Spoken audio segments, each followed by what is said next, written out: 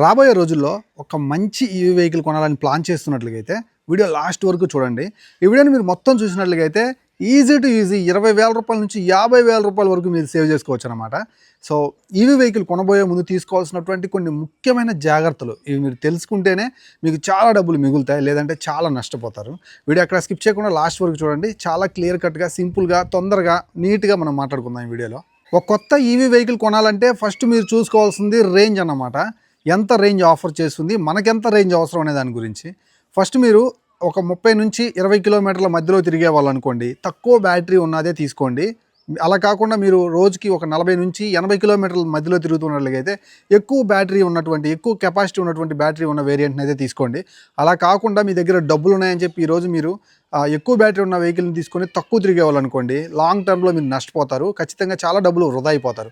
Compulsory కూడా మీకు ఎంత రేంజ్ అవసరమో అంతే తీసుకోవడం ముఖ్యం అన్నమాట. రెండో పాయింట్ వచ్చేసరికి ఛార్జింగ్. ఎంత సమయంలో మన ఈవీ వెహికల్ ఛార్జ్ అవుతుందనేది చూసుకోవడం చాలా ఇంపార్టెంట్.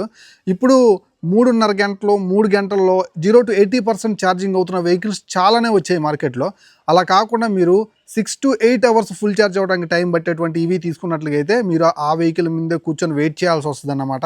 ఎప్పుడు ఛార్జింగ్ అవుతావు, నన్ను ఎప్పుడు బయటకు తీసుకెళ్తావు అని చెప్పి తలబట్టుకొని కూర్చోవాల్సి వస్తుంది. కాబట్టి ఖచ్చితంగా ఫాస్ట్ ఛార్జింగ్ ఉన్నటువంటి స్కూటర్స్ని మాత్రమే, ఈవీ వెహికల్స్ మాత్రమే మీరు చూస్ చేసుకోండి. నెక్స్ట్ మీరు చూసుకోవాల్సిన ముఖ్యమైన point real time range. So కొన్ని కంపెనీలు ఐడీసీ రేంజ్ చెప్తూ ఉంటాయి. మా వెహికల్ 150 కిలోమీటర్ల ఐడీసీ రేంజ్ వస్తుందని, మా వెహికల్ 200 కిలోమీటర్ల ఐడీసీ రేంజ్ వస్తుందని. సో ఐడీసీ రేంజ్ని పక్కన పెట్టేసి రియల్ టైం రేంజ్ ఎంత వస్తుందనేది చూసుకోండి. ఐడీసీ రేంజ్కి రియల్ టైం రేంజ్కి చాలా డిఫరెన్స్ అయితే ఉంటుంది. సో ఒక 200 కిలోమీటర్ల ఐడీసీ రేంజ్ అంటే మనకు వచ్చేది 160 170 గట్టిగా మాట్లాడుకుంటే. దానికోసం మీరు యూట్యూబ్లో ఈ ఓనర్షిప్ రివ్యూస్ని, అలాగే ఆ వెహికల్ తాలూకు రేంజ్ రివ్యూస్ని అయితే మాత్రం చూడండి. దగ్గరలో ఎవరైనా తెలిసిన వాళ్ళు తీసుకుని ఉంటే దగ్గరికి వెళ్ళి పలకరించి అడగండి. అప్పుడు మీకైతే మాత్రం చాలా మంచి ఆ రియల్ టైం రేంజ్ తెలుస్తుంది. కాబట్టి దాని గురించి ఒక క్లారిటీ వస్తుంది. లేదంటే ఐడీసీ రేంజ్ చూస్తే మోసపోతారనమాట. నెక్స్ట్ మనం చూసుకోవాల్సినటువంటి అతి ముఖ్యమైన పాయింట్ సర్వీస్. సో మంచి బ్రాండెడ్ వెహికల్స్ తీసుకుంటేనే మనకి దగ్గరలో సర్వీస్ దొరుకుతూ ఉంటుంది. లేదు మనకి రోడ్ సైడ్ నమ్మేటువంటి తక్కువ ధరలో దొరికేటువంటి థర్డ్ పార్టీ వెహికల్స్ కనుక తీసుకున్నామంటే ఖచ్చితంగా service wise, spare parts wise ఇబ్బంది పడతారు.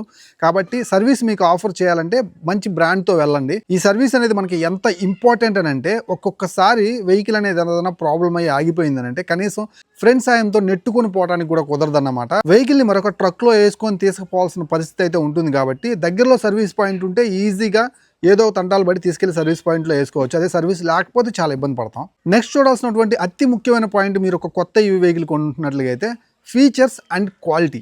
సో ఫీచర్స్ జనరల్గా టచ్ స్క్రీన్ తోటి, ఈ కొత్తగా క్రూజ్ కంట్రోల్ కూడా పెట్టేస్తున్నారు, నావిగేషన్ అని, స్మార్ట్ ఫీచర్స్ అని చెప్పి, ఫోన్ కాల్ అలర్ట్స్ అని చెప్పి, ఇలా మీకు ఓటీ అప్డేట్స్ అని చాలా ఫీచర్స్తో వచ్చేస్తున్నాయి. సో ఫీచర్స్ మాత్రమే ముఖ్యం కాదు, బిల్డ్ క్వాలిటీ కూడా చాలా ముఖ్యం. సో బిల్డ్ క్వాలిటీ సరిగా లేకపోతే మాత్రం దాంతో మీరు ఖచ్చితంగా హ్యాపీగా ఉండలేరు. వెహికల్ని మొత్తం చెక్ చేసుకోండి, ప్యానల్ గ్యాప్స్ ఏమైనా ఉన్నాయని చెప్పి చూసుకోండి. బిల్డ్ క్వాలిటీలో రాజీ పడద్దు. ఈ మధ్య మనకి కొన్ని వేరియంట్స్ అయితే మాత్రం ఏకంగా మెటల్ బిల్డ్ తోటి ఆఫర్ చేస్తున్నాయి. అలాంటి బిల్డ్ క్వాలిటీ ఉన్న వెహికల్ని ప్రిఫర్ చేయండి. సో మీకు ఇవి ఏం చేస్తాయంటే లాంగ్ రన్నింగ్ తర్వాత మీరు వెహికల్ని బాగా చూసుకుంటే రీసేల్ వాల్యూకి కొంచెం హెల్ప్ చేస్తాయి. నెక్స్ట్ ఇది టెస్ట్ రైడ్ అన్నమాట.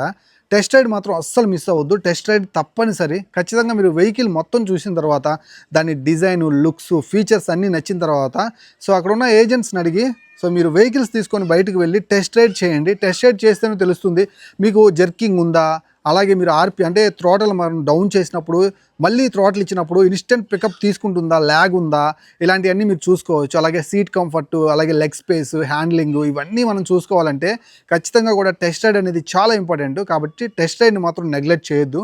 టెస్ట్ రైడ్ అనేది వెహికల్ కొనేటప్పుడు తప్పనిసరి మర్చిపోవద్దు. నెక్స్ట్ మనం చాలా ముఖ్యంగా చూసుకోవాల్సింది బ్యాటరీ యొక్క వారంటీ. సో వారంటీ అనేది చాలా ముఖ్యం. ఎందుకంటే ఈవీ వెహికల్స్లో బ్యాటరీకి చాలా కాస్ట్ పే చేయాల్సి వస్తుంది అన్నమాట, బ్యాటరీ డెడ్ అయితే. కాబట్టి వారంటీ అనేది మస్ట్ అండ్ షుడ్గా చూసుకోండి. కనీసం 5 సంవత్సరాల పాటు వారంటీ ఉండే విధంగా చూసుకోండి వెహికల్కి. అలాగే మినిమం 50,000 కిలోమీటర్ల నుంచి 80,000 కిలోమీటర్ల మధ్యలో వారంటీ క్లెయిమ్ అయ్యే విధంగా చూసుకోండి.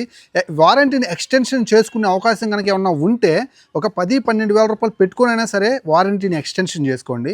అప్పుడు మీరు కొంచెం పీస్ ఆఫ్ మైండ్ తోటి వెహికల్ని అయితే రైడ్ చేసుకోవచ్చు అనమాట. Next resale value. Resale value మీకు కావాలంటే ఇప్పుడు ప్రజెంట్ ఉన్నటువంటి ఈవీ వెహికల్స్ తక్కువే రీసేల్ వాల్యూ ఉండటం, మీరు కావాలని గట్టిగా చూస్తున్నట్లయితే మీరు మంచి బ్రాండ్స్ నుంచి వెహికల్ కొనుక్కోవాలి. దట్టు మనం బిల్డ్ క్వాలిటీ గురించి మాట్లాడుకున్నాం. బిల్డ్ క్వాలిటీ కూడా మీరు మెటల్ బిల్డ్ క్వాలిటీ తీసుకున్నట్లయితే మీకు రీసేల్ వాల్యూ అనేది కొంచెం పెరిగే అవకాశం అయితే ఉంటుంది. దట్టు బ్యాటరీ అనేది ఇన్ వారంటీలో ఉండాలి. అవుట్ ఆఫ్ వారంటీలో కనుక ఉన్నట్లయితే రీసేల్ వాల్యూ కూడా తగ్గుతుందన్నమాట. సో దీనికి మనం ఇందాక బ్యాటరీకి సంబంధించి ఆ వారంటీ అనేది మీరు ఎక్స్టెన్షన్ చేసుకోండి అవసరమైతే అని అన్నాను కదా, అలా మీరు ఎక్స్టెన్షన్ కూడా చేసుకొని ఉన్నట్లయితే ఖచ్చితంగా మీకు ఈ యొక్క ఆస్పెక్ట్స్లో చూసుకుంటే మీకు ఏదైతే రీసేల్ వాల్యూ పెరిగే అవకాశం అయితే ఉంటుంది. మరీ ముఖ్యంగా ఇవన్నీ ఒక ఎత్తు అయితే మనం వెహికల్ని చాలా జాగ్రత్తగా వాడాలి. సో మనం కింద పడేసి ఎలా పడితే అలా వాడేసి వారంటీ అనేది బ్యాటరీకి లేకుండా అవుట్ ఆఫ్ వారంటీలో ఉన్నప్పుడు మనం వేరే వాళ్ళ దగ్గర నుంచి రీసేల్ వాల్యూని ఎక్స్పెక్ట్ చేయడం కూడా కరెక్ట్ కాదు. సో మంచి బ్రాండ్ నుంచి తీసుకుంటే మంచిగా వాడితే మంచిగా బ్యాటరీకి వారంటీ ఉంటే మనం రీసేల్ ఎక్స్పెక్ట్ చేయొచ్చు అనమాట.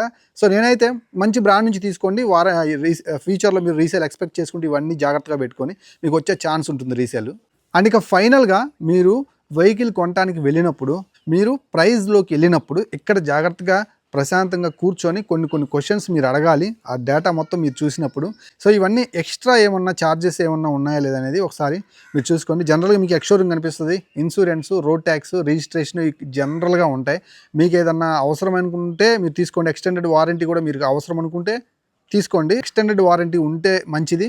ఇంకా ఆర్ఎస్ఏ రోడ్ సైడ్ అసిస్టెన్స్ వచ్చేసరికి మీకు చాలా ఉపయోగం. పెట్రోల్ బైక్ కంటే కూడా మీకు ఆర్ఎస్సీ అనేది రోడ్ సైడ్ అసిస్టెంట్ అనేది సర్వీస్ చాలా ఉపయోగం. ఎందుకంటే ఎక్కడన్నా బ్రేక్ డౌన్ అయింది అనుకోండి వెహికల్, సో వాళ్ళు వచ్చి పిక్ చేసుకుంటారు, వెహికల్ పిక్ చేసుకొని తీసుకెళ్తారు. లేదనుకుంటే చాలా ఇబ్బంది పడతాం. ఇది పెట్రోల్ వెహికల్ కాదు కదా, ఫ్రెండ్ తోటి నెట్టుకొని వెళ్ళటం కోసం. సో ఖచ్చితంగా కూడా ఆర్ఎస్సీ ఉపయోగపడుతుంది. సో మీరు ముందు ఫ్యూచర్లో ఇబ్బంది పడకుండా అంటే ఈ ఆర్ఎస్సీని కూడా ఒకసారి ఖచ్చితంగా కూడా ఉంచుకునేలాగా చూసుకోండి. తో పాటుగా మీకు అదర్స్ అనేటువంటి లైన్ కనుక ఉందంటే మాత్రం ఈ అదర్స్ అనేటువంటి ఏంటిది అనేది మీరు క్లియర్ కట్గా అడగండి. దాంతోపాటుగా షోరూమ్ హ్యాండ్లింగ్స్ అని ఉంటే మాత్రం ఖచ్చితంగా దీన్ని కూడా పాయింట్అవుట్ చేయండి. ఈ అదర్స్ షోరూమ్ హ్యాండ్లింగ్స్ ఇవన్నీ కూడా ఖచ్చితంగా కొంత అమౌంట్ ఎక్స్ట్రా పడుతుంది. సో ఇవి మీరు ఖచ్చితంగా పాయింట్అవుట్ చేసి అడిగి వీలైతే డిస్కస్ చేసి తీసేయడానికి ట్రై చేయండి. అలాగే యాక్సెసరీస్ విషయానికి వచ్చినట్లయితే ఎక్స్షోరూమ్ ప్రైస్లో యాక్సెసరీస్ కూడా ఇంక్లూడ్ అయ్యి ఉన్నాయి అనుకో, మీరు వాటికి సపరేట్గా పే చేయాల్సిన అవసరం లేదు. అది కూడా మీరు ఒకసారి చెక్ చేసుకోవాలన్నమాట. ఇలా క్లియర్ కట్గా కూర్చొని మీరు ప్రైస్ పెట్టబోయే ముందు లోపల ఏమేమి ఇంక్లూడ్ అయ్యి ఉన్నాయని కరెక్ట్గా చూసుకుంటే మీరు కొంచెం సేవ్ చేసుకోగలుగుతారు అమౌంట్ని. ఇవి వెహికల్ తోటి మీరు తలనొప్పి ఫేస్ చేయకుండా ఉండాలంటే, ఎక్కువ డబ్బులు వృధాగా కొనేటప్పుడు వాళ్ళకి ఇచ్చేయకుండా ఉండాలంటే మనం ఇలాంటి పాయింట్స్ అన్ని ఇప్పుడు నేను చెప్పిన పాయింట్స్ అన్నింటినీ తరువుగా చెక్ చేసుకొని ప్రాపర్గా టెస్ట్ రైడ్ చేసి కూర్చొని ప్రైస్ చూసుకొని వెహికల్ని అయితే ఇంటికి తెచ్చుకోండి. సో అది ఈరోజు వీడియో. ఈ వీడియో మీకు చాలా బాగా ఉపయోగపడుతుంది. ఎందుకంటే ఈవీ వెహికల్స్ ఎక్కువ మంది కొంటూ ఉన్నారు కాబట్టి మీ ఫ్రెండ్స్ అండ్ ఫ్యామిలీ మెంబర్స్ కొనే వాళ్ళకి ఈ వీడియోని షేర్ చేయండి. కొనబోయే ముందు బిఫోర్ డే వాళ్ళు చూసినా వాళ్ళని కొంచెం మీరు అలర్ట్ చేసిన వాళ్ళు అవుతారన్నమాట. వాళ్ళు కొంచెం డబ్బుల్ని జాగ్రత్తగా దాని మీద ఇన్వెస్ట్ చేసుకోవడానికి ఒక ఆప్షన్ అయితే దొరుకుతుంది. ఇలాంటి మంచి కంటెంట్ కోసం మన ఛానల్ని సబ్స్క్రైబ్ చేసుకొని వీడియోని లైక్ చేయండి.